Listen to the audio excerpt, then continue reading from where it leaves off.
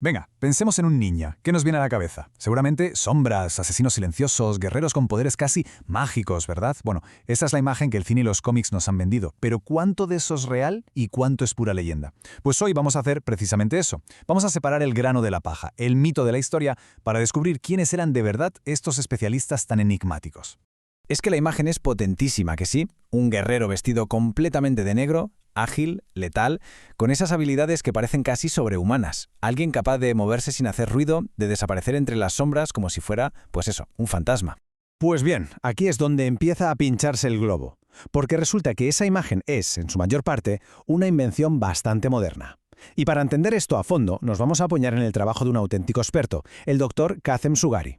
Él lo deja clarísimo con esta frase: lo que la mayoría cree saber del ninja y del ninjutsu es solo un pálido reflejo de la realidad. O sea que la historia real es mucho más interesante.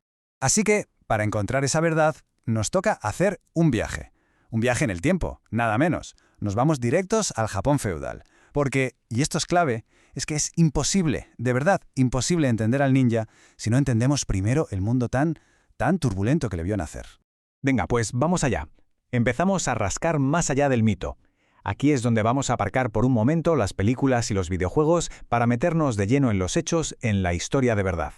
Y para situarnos, nada mejor que esta cronología. Ojo, que está basada en el detalladísimo anexo C del libro del Dr. Zogarari, así que es una fuente de primera.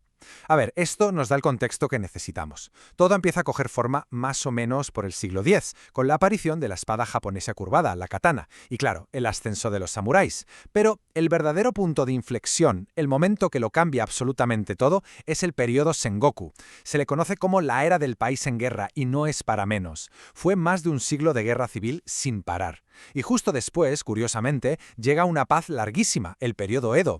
Es en esta mezcla de guerra y paz donde se cocinó todo, donde se forjaron las artes marciales japonesas que conocemos. Vale, y es que todo este contexto de guerra y paz dio lugar a un concepto fundamental. Vamos a verlo porque es clave para entenderlo todo: el nacimiento del Bujutsu. Aquí hay que hacer una distinción que es importantísima. Por un lado tenemos el Bujutsu. ¿Qué es esto? Pues para entendernos, son las técnicas de guerra, pura y dura eficacia para sobrevivir en un campo de batalla. Y por otro lado está el Budo, que es algo diferente. Es más un camino, una vía de desarrollo personal que se refina sobre todo en tiempos de paz, como en el periodo Edo. Y aquí está la clave de todo. El ninjutsu en sus orígenes era Bujutsu en estado puro. Supervivencia, no filosofía. Y claro, esto nos lleva de cabeza al epicentro de toda esta historia, a una época de caos, de necesidad, de sálvese quien pueda. Entramos de lleno en la era de la guerra. El periodo Sengoku. A ver, intentemos imaginarlo. No hablamos de una guerra de unos pocos años. Hablamos de más de 150 años de guerra civil sin descanso. Los señores feudales, los famosos daimyo, se peleaban por cada centímetro de tierra. En un panorama así, tener buena información, poder sabotear al enemigo, hacer operaciones encubiertas, eso no era un extra, no era un lujo. Era literalmente una cuestión de vida o muerte, una necesidad absoluta. Y es justo aquí, en este caldo de cultivo, donde entran en escena los Shinobi no Mono, que es por cierto solo uno de los muchos nombres que recibían.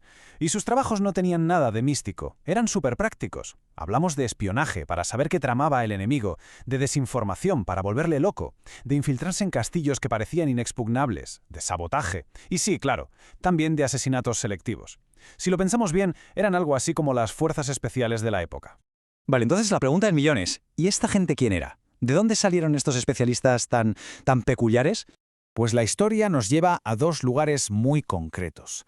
Las provincias de Ifi y Kauga. Hay que imaginárselas. Eran regiones montañosas, súper remotas, de muy difícil acceso. Esto les dio un carácter muy independiente. Y esa geografía tan particular junto a su cultura fue el caldo de cultivo perfecto para que surgieran familias, clanes enteros que se especializaron en estas técnicas de supervivencia y de guerra, digamos, no convencional. Y este conocimiento, claro, lo iban pasando de padres a hijos, de generación en generación. Pero claro, ninguna guerra dura para siempre. Y esta tampoco. Japón se unifica y el país entero entra en una fase completamente nueva.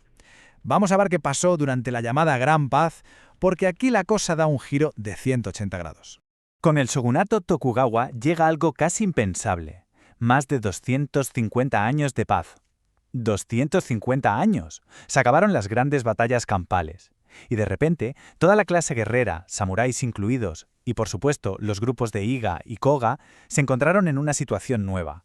Tuvieron que reinventarse, que adaptar su papel a una sociedad que ya no vivía en guerra constante. Y esta paz tan larga tuvo una consecuencia brutal.